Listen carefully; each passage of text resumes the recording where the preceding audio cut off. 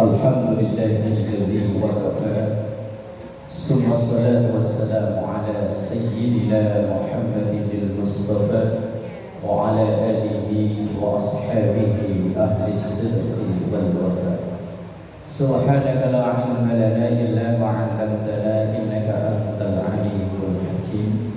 Rabbi shrah li sadri wa yassir li amri wahlul 'uqdatam min lisani yafqahu qawli waj'al li waziran min ahli. Amma ba'du. Hadratul ulama wal quraba wa hadratul ummahatil muslimat majelis ta'lim majma'ul muslimin, semoga kita semua diberkahi, diridhoi, dikaruniai sehat afiat, panjang umur, taat ibadah kepada Allah. Alhamdulillah, memuji dan bersyukur kepada Allah. Dan bersama kita awali, kita doakan kedua orang tua kita, guru-guru kita, para pendahulu kita, terlebih yang telah memperjuangkan, mewakafkan musalla dan majelis taklim Majma'ul Muslimin ini.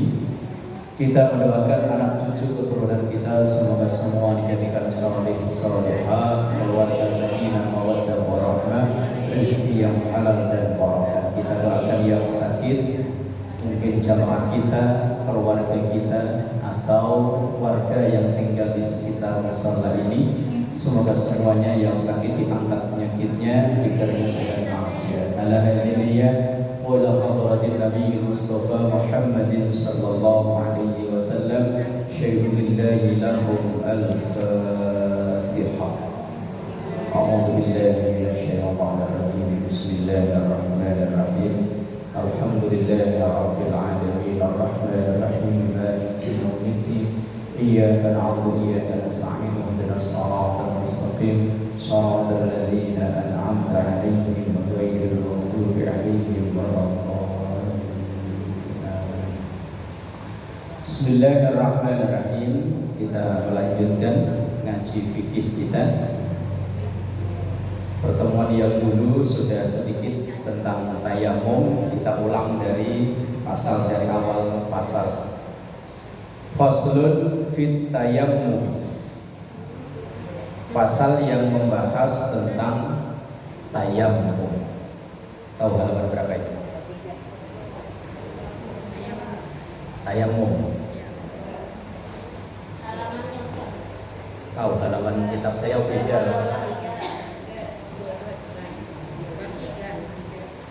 Wa syara'itut tayammum, beberapa syarat diperbolehkannya tayammum. Tayammum itu termasuk salah satu dari rukhsah. Rukhsah itu dispensasi atau keringanan dalam syariat agama kita. Apabila memang dalam keadaan 5 syarat ini nanti, maka kita diperbolehkannya tayammum. Khamsatu asya'a, itu ada 5 perkara. Kalau memenuhi 5 hal ini, nanti kita diperbolehkannya tayammum atau tayammum kita menjadi sah. Tapi kalau enggak, ya kurang syarat. Kalau kurang syarat, tayammumnya tidak sah. Yang pertama, wujudul udhri, adanya udzur. Bisa farin, sebab karena dalam perjalanan.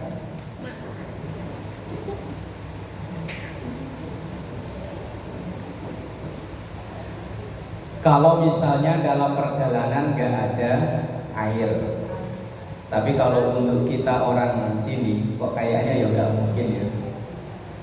Kita mau pulang kampung kemana, rest area itu sekarang malah masjidnya aja bagus-bagus, kalah masjid di sepanjang jalan. Kalau saya pulang kampung Cipali, saya mulai dari naik tol Kebun Baru sini sampai turun Semarang, setiap ketemu rest area masjidnya nggak ada yang jelek.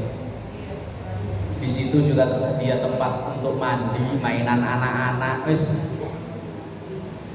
Lah seandainya orang dalam perjalanan nggak ada air, seandainya Nah, karena pertama syariat ini turun di Jazirah Arab, yang Jazirah Arab itu tempat yang terkenal dengan susah air. Alhamdulillah kita lahir di Indonesia, bukan kekurangan, kelebihan yang malah sering. Bajiran. Tapi alhamdulillah ya tahun ini kayaknya kok ya lewat lah ya. Ya semoga-moga. Hari Rabu kemarin, tahun baru ya. Tahun baru.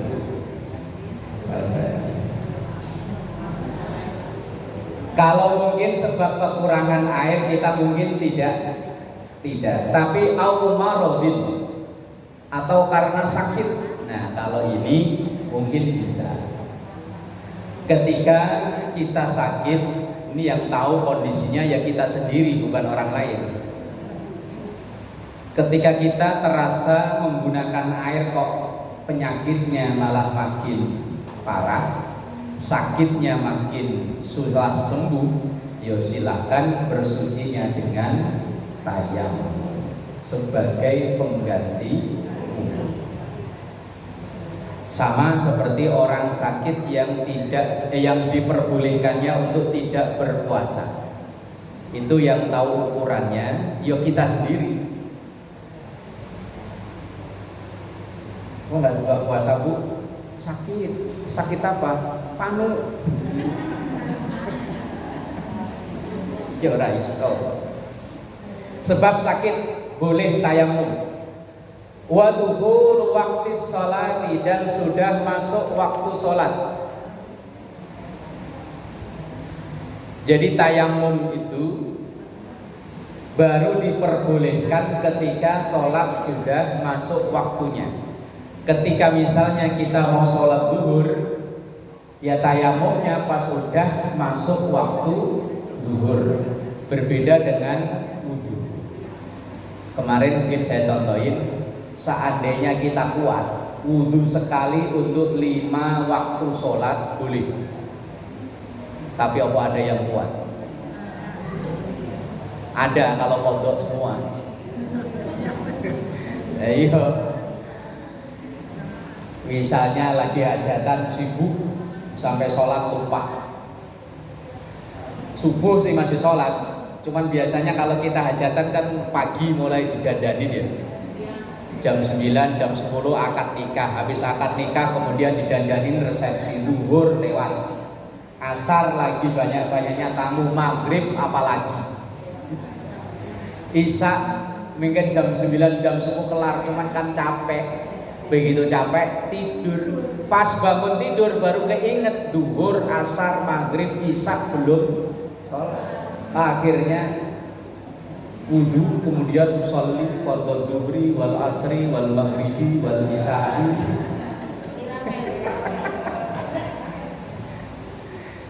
Kodok, tapi kodoknya ya nggak boleh langsung rapel satu niat gitu.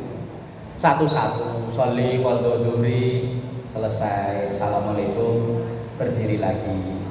Nah itu kan bisa kan satu wudu ya? Bisa. Tapi kalau tayamum nggak bisa. Misalnya satu sholat fardu, ya tayamumnya sekali. Nanti mau misalnya tadi sholat zuhur udah tayamum, nanti mau sholat asar tayamum lagi, nanti mau maghrib tayamum lagi. Berbeda dengan wudu. Kalau wudu nggak boleh. Lah seringnya paling kalau maghrib sampai isya kuat lah ya. Kalau maghrib sampai isya. Itu pun kalau perut nggak ada gangguan. Kalau ada gangguan ya ora iso.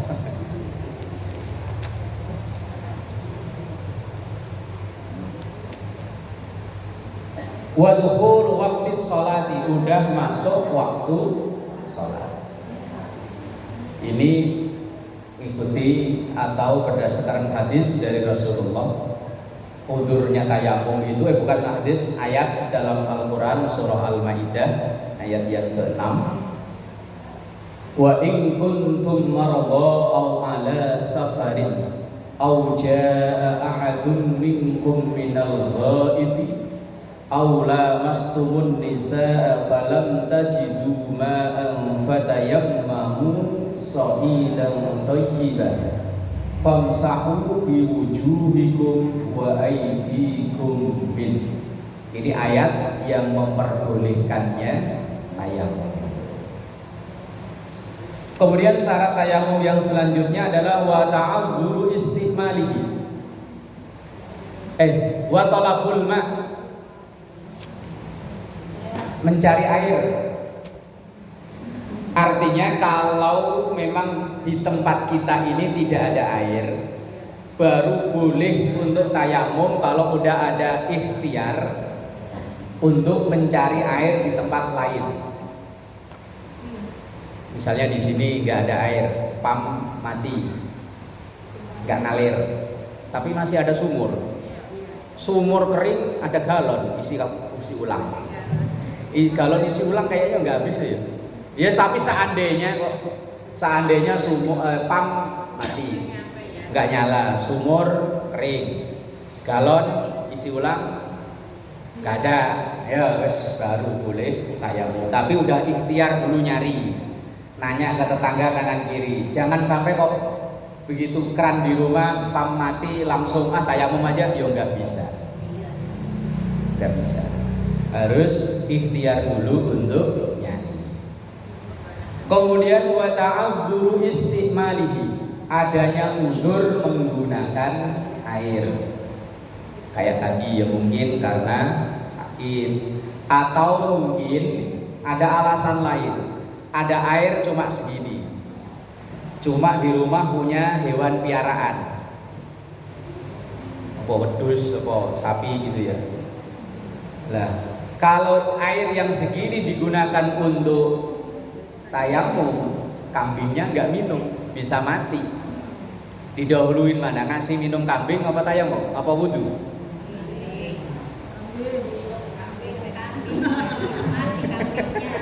Lah ya, punya air segini nih, daripada kambingnya mati, mayan 3 juta. Saya kan kambing 3 juta. Apa buat wudhu? Jadi wudhu gak usah. Nah, wudhunya diganti dengan tayamum. Rukhsah ini bentuk rahmatan lil alaminnya agama kita. Bahwa ketika kita mau ibadah, kan kita tadi mau sholat ini kan ibadah yang nggak boleh ditawar-tawar. Tetapi karena ada sesuatu yang harus ditolong nyawanya, didahulukan yang ditolong nyawanya. Kalau seandainya, nah ini tadi kan seandainya jawabannya ada air segini digunakan untuk minum kambing apa untuk wudhu, milihnya buat minum kambing. Lah kalau seandainya makan udah siap, adzan isya masuk, sholat dulu atau makan dulu?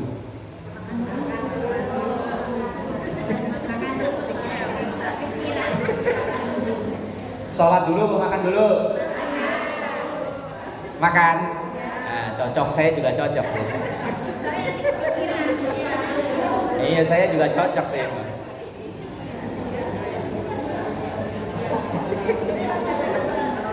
Nah, iya, saya tanya jawabnya makan dulu. Ya, saya cocok memang makan dulu. Ini jawabannya belum pakai hadis, pakai akal-akalan aja dulu. Daripada sholat mikir makan, mending makan mikir. Nah, bagusan mana? Sholat mikir makan, apa makan mikir sholat? Jadi sholat sama makan bagusan makan.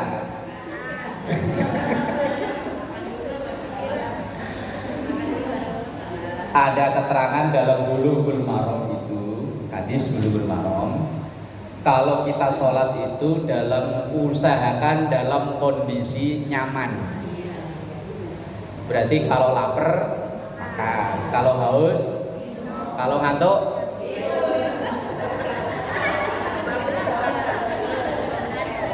jadi tadi katanya kondisi nyaman. Berarti kalau orang lapar makan, kalau haus minum, kalau tidur, kalau ngantuk kan solusi ngantuk bukan hanya tidur, cuci muka, minum kopi. Nah itu minum kopi ini biar gak ngantuk.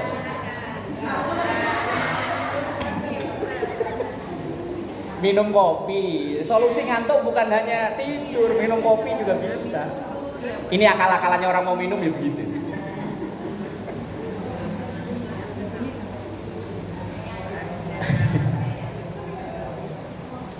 Wa'iwazuhu ba'da talabi.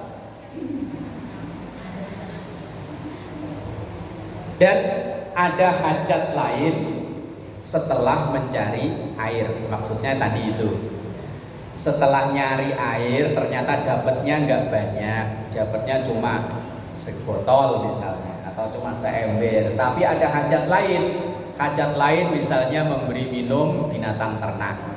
Maka didahulukan memberi minum binatang ternak, kemudian kitanya ngalah, tidak jadi wudhu tapi tayamum.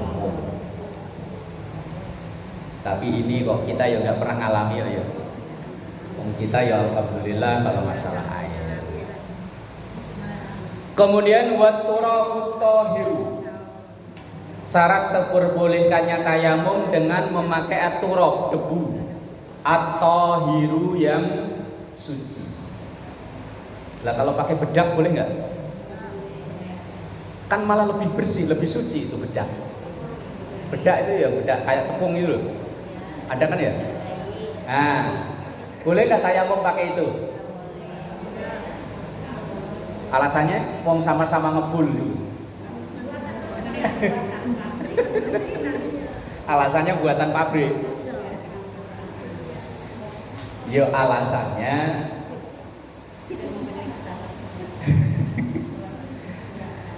nanti di belakang itu ada lahu gubarun fa'in khalatahu jisun aw ramlun lam yujiz. Yang debunya itu gubar. Gubar itu mawur-mawur. Indonesianya apa mawur-mawur? Berarti kalau kempel-kempel kayak tanah yang ini ya nggak bisa, yang lembut. Fa'in khalatahu, kalau seandainya bercampur dengan jisun, gamping. Tahu gamping? Gamping itu kalau zaman dulu orang bangun rumah, itu kalau ngaduk dicampur pakai yang putih, kapur. Kalau orang kampung saya gamping bilang. Gamping, iya batu yang putih itu kan. Kalau seandainya bercampur dengan itu, au ramlun, atau bercampur dengan pasir, apalagi ada kembangnya. Lah iya, ada kembangnya. Lam yujzi, maka tidak boleh. Debu yang bercampur dengan kapur atau gamping, bercampur dengan pasir saja tidak boleh, apalagi yang bukan debu, semisal bedak. Kalau anak kecil kalau habis mandi kan dicemong-cemong itu ya, udah dimandiin cakep-cakep dicemong-cemongin. Uniknya orang Indonesia ya. Ya tadi cemong, begitu dimandiin, habis dimandiin cemongin lagi. Nah ini syaratnya tayamum harus memakai debu yang suci. Nah kalau di kita ya mungkin kayak di jendela atau di tembok itu kan kadang banyak, apalagi yang rumah udah lama gak ditempatin. Nah ya pakai itu. Tapi makainya ya jangan langsung pakai kumur-kumur segala, ya ora usah.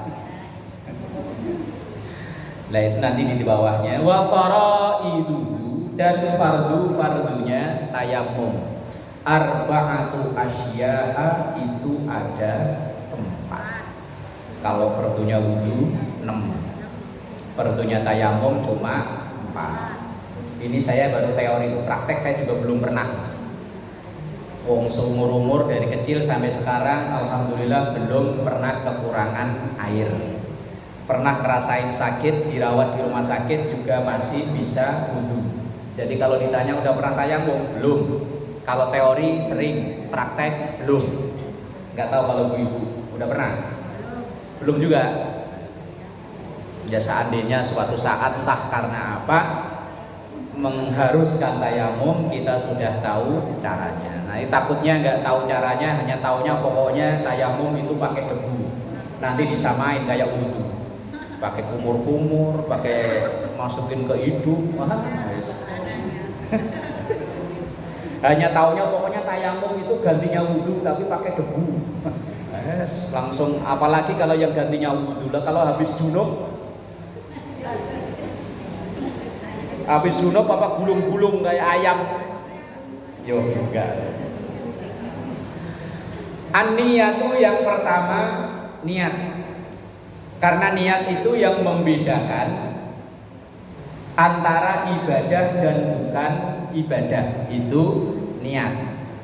Niat itu membedakan tingkatan ibadah, apakah ibadah itu wajib atau sunnah. Niat itu membedakan bisa berpahala wajib, bisa berpahala sunnah, bisa mubah, bahkan bisa haram gara-gara niat. Kerjaannya sama loh, kerjaannya sama tapi niatnya beda, itu bisa dihukumi beda. Sama-sama kita basuh wajah, basuh tangan, basuh sebagian kepala, basuh kaki. Itu kalau kita niati wudhu jadi ibadah wudhu. Tapi kalau tidak diniati wudhu, ya tidak jadi wudhu. Itu membedakan antara ibadah dan bukan ibadah. Bisa membedakan antara ibadah sunnah maupun wajib. Contoh, sama-sama puasa. Puasa wajib misalnya qadha. Nah, ini udah Rejab, udah pertengahan. Masih ada yang punya utang puasa? Kalau yang tua-tua mah nggak saya tanya. Yang muda-muda loh, masih pada yang utang, bayar. Bentar lagi 1,5 bulan lagi jatuh tempo. Ayo. Qadha puasa itu hukumnya wajib. Sementara puasa Senin, puasa Kamis hukumnya sunnah. Misalnya orang qadha dengan puasa sunnah Senin Kamis, yang beda cuma di niatnya. Puasanya ya sama. Orang nazar itu juga wajib, puasa wajib. Misalnya kita punya janji, nanti kalau saya kebeli rumah, saya mau puasa 7 hari. Alhamdulillah dikasih rezeki oleh Allah, dia bisa kebeli rumah, maka wajib ia puasa 7 hari itu. Kalau di nadarnya itu dulu ia janjinya puasa 7 hari berturut-turut, wajib berturut-turut. Misalnya saya janji kalau kebeli rumah mau puasa 7 hari berturut-turut. Begitu dapat 5 hari nggak puasa, ngulang dari 1 lagi. Wong janjinya turut-turut. Kecuali kalau hanya yang sekedar 7 hari, yang penting genap 7 hari. Kemudian dengan niat itu bisa kena pahala wajib, bisa kena pahala sunnah, bisa kena haram. Walaupun kerjaannya sama. Contoh, sama-sama ngasih duit. Sama-sama ngasih duit nih. Kalau dia memberi duitnya itu niatnya zakat, maka jatuhnya wajib. Dia niatnya bayar utang, maka jatuhnya wajib.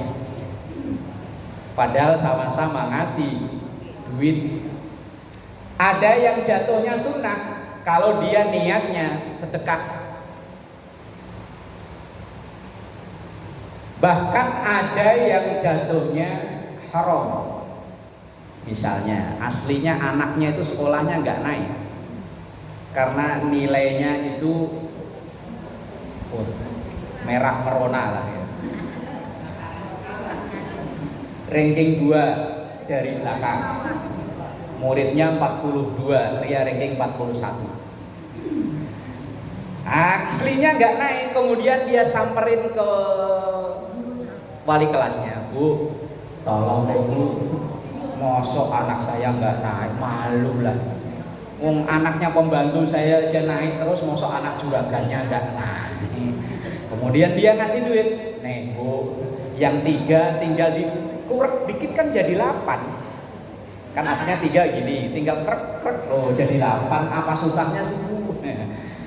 Ngasih itu duit. Ini namanya apa nih? Kalau nyuap kan begini, suap nyogok begini. Lah ya kalau nyuap kan begini kan nyuap. Kalau nyogok, nyogok. Ya entah apa itu namanya lah. Tetapi kalau merubah sesuatu yang sudah menjadi ketetapan yang aslinya tidak sesuai, lah ini berubah menjadi hukumnya haram. Sama-sama ngasih duit, kalau dia bayar utang wajib.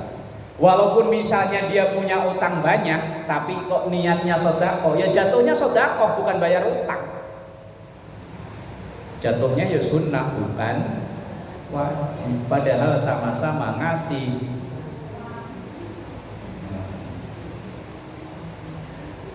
Itu niat. Nah, niatnya tayamum yo wis pakai bahasa kita gampang.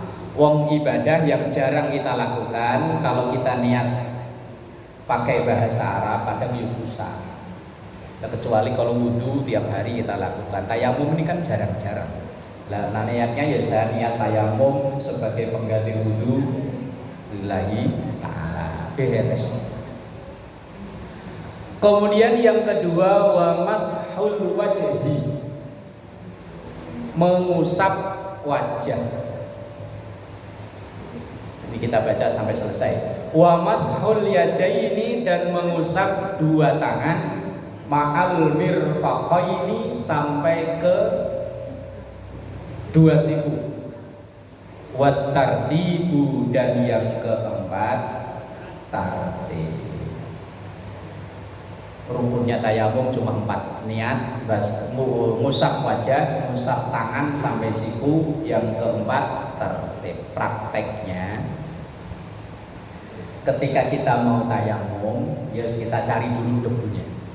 Begitu udah nemu, entah di dinding, entah di kaca atau apa, pokoknya begitu kita lihat kok ada debu, nah di situ nanti kita tayamum. Kemudian baru kita niat. Niat ya cukup, saya niat tayamum sebagai pengganti wudhu billahi ta'ala. Beres. Kemudian kita apa ini? Kita giniin ke tempat yang ada debunya. Habis itu jangan langsung diusapkan ke wajah. Lah kalau debunya tebel diusapin ke wajah loh, udah dandan cantik-cantik menjadi kayak apa? Ditepuk dulu atau ditiup. Setelah itu baru diusapkan ke wajah. Cukup yang ini sekali, ini sekali. Cukup ini. Nah, terus ini juga sama. Seandainya sekali ini saja, yang penting udah rata juga cukup, nggak perlu kok buk langsung.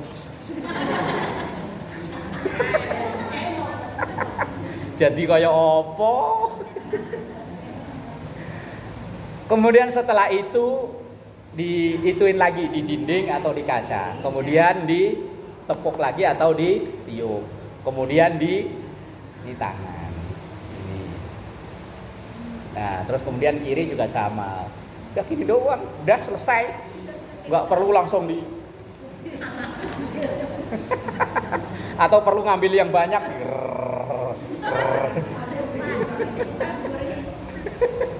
Jadi kayak opo. Ini kalau ditanya udah pernah belum? Saya cuma baru teori, prakteknya belum. Di suatu saat entah karena apa, namanya orang kan kita nggak tahu ya. Kita juga nggak selamanya sehat. Ya pengennya sih sehat, tapi kalau sehat terus malah bahaya. Lah iya. Oh, orang kalau nggak pernah sakit itu nggak pernah ngerasain enaknya sehat. Orang yang bisa ngerasain gigi sehat itu kalau pernah ngerasain sakit gigi. Kalau belum, dulu saya kalau ada orang sakit gigi suka saya remehin. Apa iya sakit gigi sakit? Begitu ngerasain sendiri, ya Allah. Itu tayamum. Jadi cuma niat, ngusap wajah, ngusap tangan, selesai. Tayamum. Udah boleh untuk sholat, tapi cuma sekali untuk sholat fardu. Tapi kalau untuk sholat sunnah, nah lain urusan. Kemudian wasunanuhu, dan sunnah-sunnahnya tayamum. Salah satu asya'a, ada 3 perkara.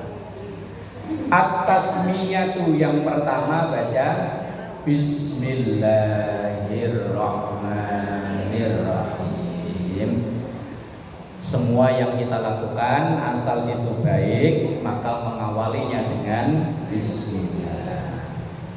Tapi kalau sesuatu yang haram kok diawali dengan Bismillah, Bismillahnya juga menjadi haram. Mau nyopet kok Bismillah. Lah misalnya santri dari kampung itu santri ke Jakarta nyari kerjaan nggak nemu-nemu, udah pusing, akhirnya kepepet nyopet. Ya karena kebiasaan santri. Begitu melihat tas mak-mak lagi belanja ada dompet nongol, Bismillah. Begitu dapat ya itu pelecehan terhadap Bismillah. Atau enggak mak-mak pagi-pagi ngumpul 2 orang, 3 orang, 4 orang. Begitu ngumpul Bismillahirrahmanirrahim, kita mulai majelis gosip pagi ini dengan Bismillah. Nah, karena udah 2 jam kita gosip, kita tutup dengan Lopo Yono. Seandainya ada. Kemudian wataqdimul yumna 'alal yusra, mendahulukan yang kanan dibanding dengan yang kiri. Tadi musab tangannya yang kanan dulu, kemudian baru yang kiri. Kumur-kumur enggak ada. Mosok pakai kumur-kumur.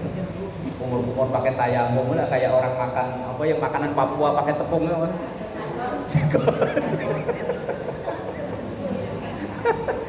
Apa papeda apa sih namanya? Kan yang ada itunya kan.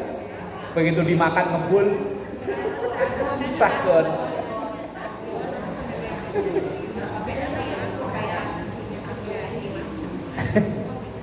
Kemudian wal mualatu, mualah itu artinya berkelanjutan, bersambung langsung, tidak putus-putus. Misalnya baru basuh wajah, ngobrol dulu, balesin WA dulu, baru lanjutin ngusap tangan. Ngusap tangan yang kiri ada telepon masuk, terima telepon dulu, baru lanjutin yang kiri. Sah, tetapi sunnahnya hilang. Wudhu juga sama. Misalnya baru basuh wajah, Mak, kunci motor di mana? Kita ngambil kunci motor dulu, nih. Nah, lanjutin tangan, habis tangan ganti, Mak, ongkosnya dong. Ngambil ongkos dulu, sah. Tetapi mualahnya, sunnahnya hilang. Termasuk menghilangkan yang ini sering terjadi. Tapi ini kejadiannya hanya biasanya waktu-waktu tertentu saja. Termasuk menghilangkan mualahnya wudhu, yaitu diselingi dengan ngobrol. Ini biasanya kalau wudhunya bareng-bareng kan sambil ngobrol ya.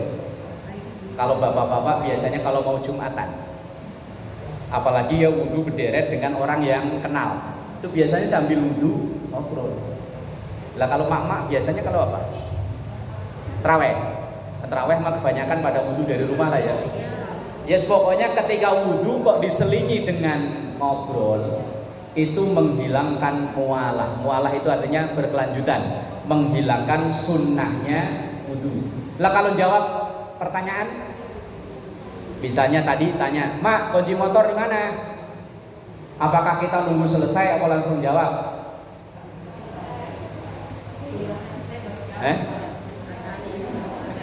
Ya kita wudhu nih, baru basuh wajah nih. Lah kemudian anak nanya, Mak, kunci motor di mana?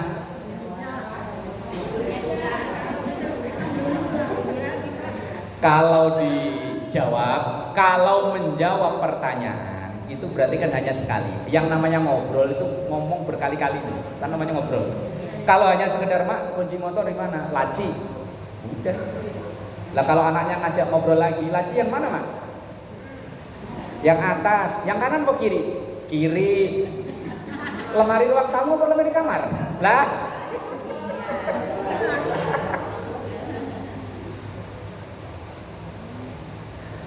Kemudian walladzi yubtilut tayammum salah satu asya, yang membatalkan tayamum itu ada 3. Yang pertama ma yubtilul wudu, segala yang membatalkan wudu. Segala yang membatalkan wudu juga membatalkan tayamum. Yang batal wudu kan kemarin ada berapa? 4 ya.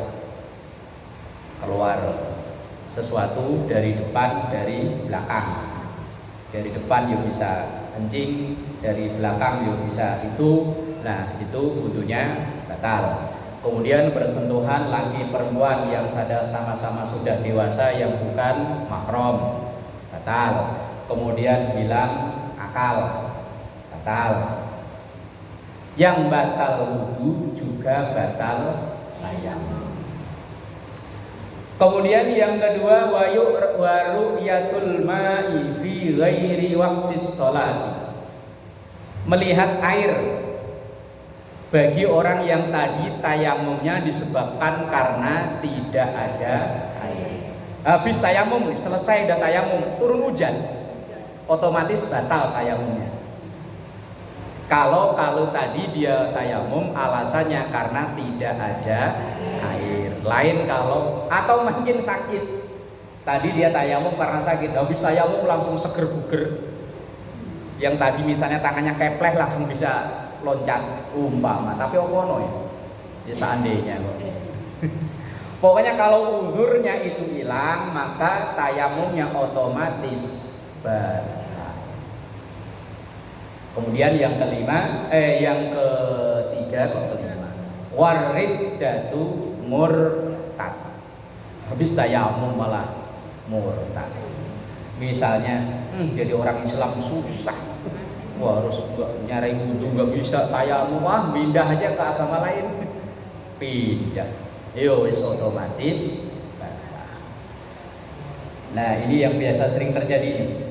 Wasahibul jabair, orang yang punya luka, yang luka kemudian dibungkus pakai perban atau mungkin yang kecil-kecilan. Nah ibu habis motong cabai apa motong bawang, kemudian ininya ke pisau, kemudian dipakai hansaplas. Lah itu wudunya bagaimana? Selama ini gimana wudunya? Buka ya, kalau buka, kalau cuma ini lah, kalau yang diusap ini aja gitu. Nah, udah gitu doang. Nah ya kan bisa jadi terjadi di kita kan ya, yang ini ya bisa jadi yang kecil-kecilan tadi, jari kena pisau, bisa jadi jatuh, terus kemudian diperban, di apa itu, gip. Nah itu wasahibul jabair, orang yang kena luka. Yang sahu alaiha, maka cukup diusap atasnya.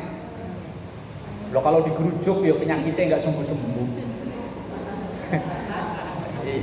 Lah ya kalau digerujuk kayak seperti biasa, ya nggak sembuh-sembuh, maka cukup diusap saja.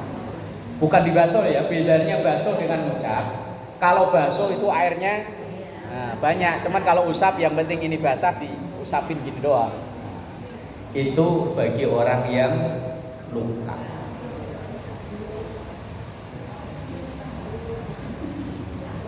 Wa yatayammamu, dan juga tayammum, wa yusalli wa la i'adata alaihi in kana wada'aha ala tuhrin. Atau dengan cara tayammum, dia kalau wudu nggak bisa, maka boleh dengan cara tayammum. Wa yusalli, kemudian sah sholatnya, wala i'adata alaihi, dan tidak usah mengulang lagi atau tidak usah qodok lagi. In kana wada'aha ala tuhrin, apabila ketika masangnya itu dalam keadaan bersih atau suci. Lah bahkan ini kalau kita ngaji kitab Kasyifatus saja itu ada keterangan begini. Seandainya orang mau wudu nggak ada air, mau tayamum nggak ada debu, ya nggak ada debu di mana ya? Misalnya lah, misal orang tinggalnya di apartemen yang tingkat 50 paling atas, bersih banget, gak ada debu di situ. Turun ke bawah, lift mati. Nah kalau lift hidup enak, kalau lift mati yo naik lagi yo. Berat badan 70 tinggal 50. Naik 50 lantai. Saya pernah nyobain di rumah sakit Koja naik 7 lantai aja nyampe atas. Nyobain sekali doang tuh. Orang-orang pada saya mau nyobain jalan kaki. Nyampe lantai 7 langsung menggos. Seandainya ada orang mau wudhu nggak ada air, mau tayamum nggak ada debu, maka boleh sholat dalam keadaan nggak punya wudhu. Tapi nanti begitu ketemu air atau ketemu debu untuk tayamum, mengulang sholat yang tadi. Tapi kalau seandainya sampai ia meninggal kok nggak ketemu, ya wis sholatnya sah, walaupun tanpa wudhu, tanpa tayamum, dengan syarat tadi memang nggak temu air, nggak temu debu. Wong debu kalau ya tinggal kayak kita di sini sih gampang. Yang katanya tinggal di apartemen yang tinggi-tinggi, nyari debu kan nggak gampang, susah katanya. Saya juga belum alami sendiri. Nah itu tentang tayamum. Wa yatayammamu likulli faridatin, dan tayamum itu untuk setiap yang fardu. Wa yusalli bi tayammumin wahidin, dan dia sholat dengan tayamum satu, masya'a minan nawafil, kalau itu untuk sholat sunnah mau berapa saja boleh. Kalau untuk sholat fardu hanya 1 kali waktu, tapi kalau untuk sholat sunnah untuk berkali-kali sholat itu tayamum. Tapi kalau wudhu bebas, wudhu sekali untuk seminggu kalau kuat ya. Seminggu, kadang dari maghrib sampai isya aja nahannya abot ya. Apalagi kita yang sudah umur 40 ke atas, led udah pada kendor. Udah susah. Udah terusik. Ya wis manusiawi, mau diapain lagi dong, ayat Qur'annya ya begitu ya. Wa man nu'ammirhu nunakishu fil khalqi afala yaqilun. Orang yang dikarunia umur panjang ya akan kembali seperti awal. Dulu waktu kecil kalau kencing, kalau nggak sadar, tahu-tahu keluar. Nanti kalau udah tua ya begitu lagi.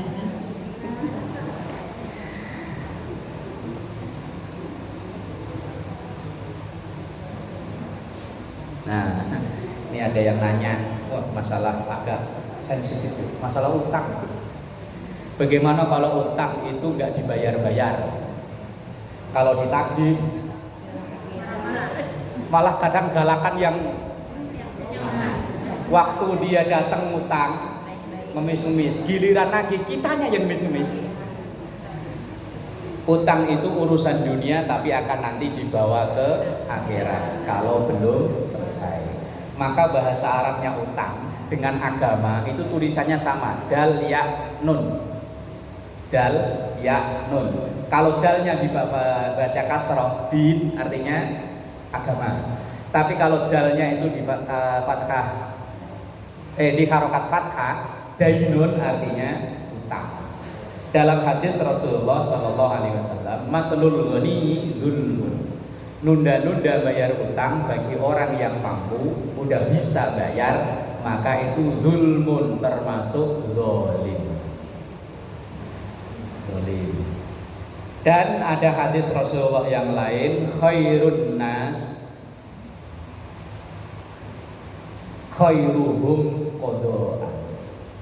Orang yang baik itu adalah khairuhum, yang paling baik, qada'an, dalam menyelesaikan masalah utang.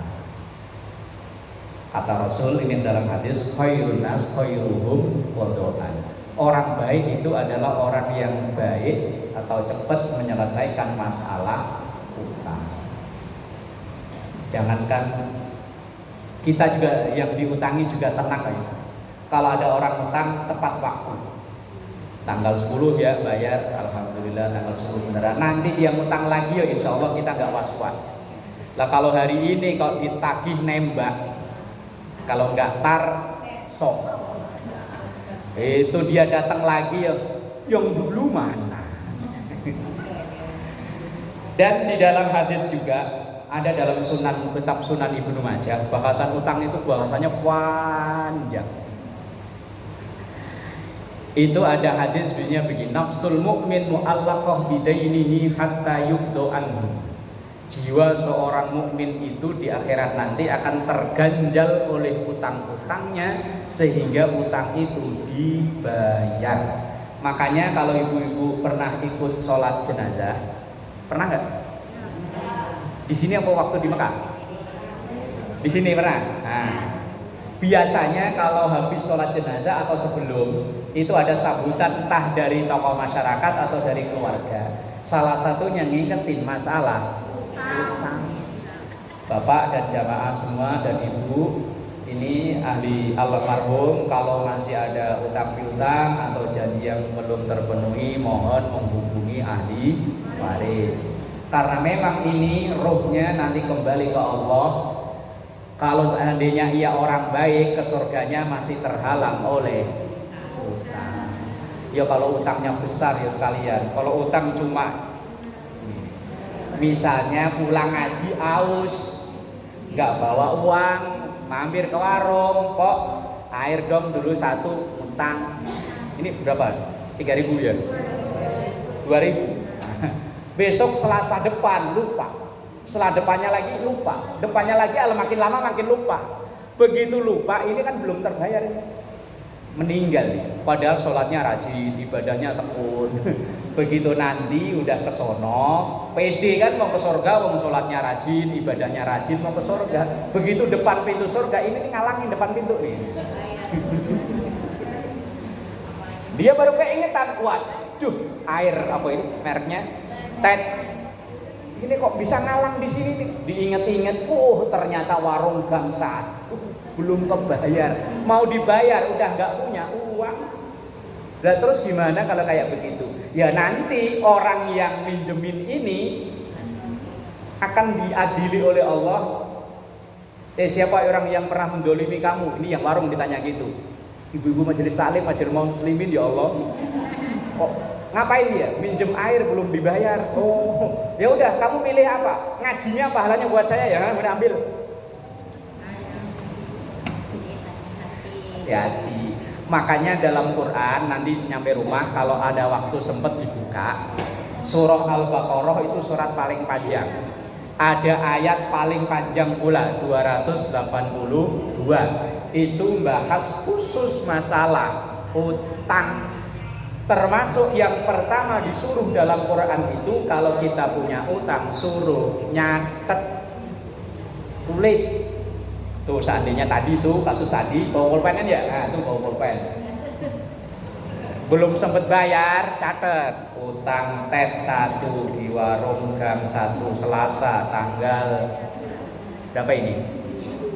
7 tanggal 7 Februari 2003. Besok-besok minggu depan misalnya buka catatan. Lah kalau nggak dicatat ini kan, apalagi kalau masalah utang cepet lupa ini.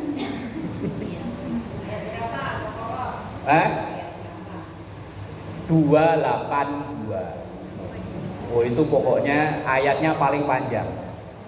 Kemudian nyambung 283, cuman pendek yang itu. Yang 282 itu panjang banget. 1 halaman full. Itu khusus bahas masalah. Nah, itu kayaknya ngasih tahu. Adanya di surat terpanjang, di ayat terpanjang. Seakan-akan ngasih tahu nanti kalau urusan utang itu urusannya panjang, nggak kelar-kelar kalau belum bayar. Tapi seandainya kita yang ngutangi, ini kalau yang masalah orang yang berutang kan udah beres beberapa hadis tadi. Yang ngutangi, kita yang punya uang, kita nagih mengingatkan hukumnya wajib, mengikhlaskan hukumnya sunnah. Kita ngingetin, Bu, utang yang dulu tahun 1979 misalnya. Utang yang dulu tanggal sekian, bulan sekian, jumlahnya sekian. Wajibnya kita cuma ngingeti, dia marah dan tidak itu urusan dia. Kemudian kita mengikhlaskan hukumnya sunnah, tapi dalam hal ini wajib dan sunnah pahalanya lebih tinggi yang sunnah. Lah kalau utang 10.000, 20.000, gede-gedenya 100, ngikhlasin ya ora apa-apa lah ya. Lah tapi kalau sampai enjut-enjutan kan yo ininya juga nyut-nyutan juga ya. Apalagi misalnya duit itu dulu duit bersejarah. Misalnya hasil dari anak pertama kali kerja dikasih ke kita, dipinjem orang. Itu kan yo keingetan dulu. Lah kalau duit yang nggak bersejarah, apalagi duit lebih, duit lebih malah nggak laku loh ya, duit lebih kok. Lah maksudnya kita punya simpenan, kok ada yang minjem sih nggak begitu keingetan. Misalnya kita punya hiasan, entah gelang, entah kalung yang bersejarah, entah dulu dibeliin waktu apa itu, yang waktu nikah, mas kawin, dipinjem orang kan yuk inget dulu. Ngikhlasin sunnah, tapi nagih hukumnya wajib. Dan kita yang misalnya punya utang belum dibayar-bayar, misalnya udah sekian tahun belum dibayar, selama orang itu belum bayar ke kita, maka ada nilai sedekah sejumlah yang dia utang itu setiap hari. Misalnya dia utang 10 juta, janjinya sebulan, mulai dari bulan depan dia belum bayar, maka setiap hari seakan-akan kita sedekah 10 juta ke dia. Sama orang yang itu sedekah sih sedekah, cuman kan ini sama ini sama ini kan ya abot ya. Apalagi dia punya utang belum bayar, kita tahu dia malah beli motor baru. Pengennya kan diunyeng-unyeng orang dulu. Utangnya belum dibayar, malah motornya ganti baru. Habis motor baru, jalan-jalan lagi ke Ancol. Wallahu a'lam bishawab.